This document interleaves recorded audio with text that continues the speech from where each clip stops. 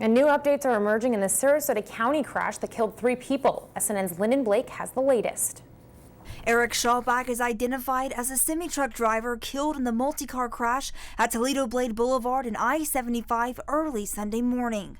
According to the Florida Highway Patrol, Schallbach was standing outside of the semi when a Nissan Murano collided with the back of the truck. It appears that the truck driver did everything he could to be safe. He had pulled way off to the side of the road.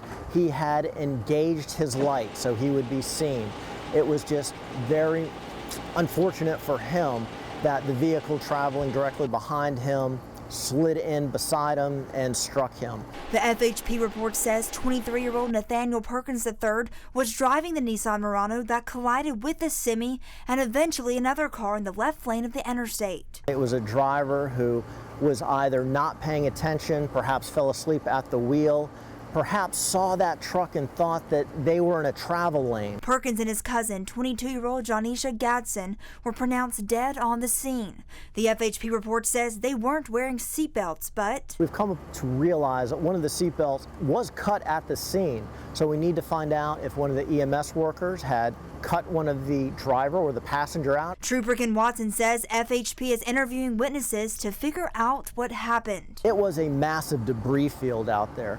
Piecing these vehicles back together, putting everything back to where it was prior to the crash, because we want to chronologically go through the crash. Watson says the investigation will take several months. We have 3 fatalities involved, and the space in which all of this happened is a very large area.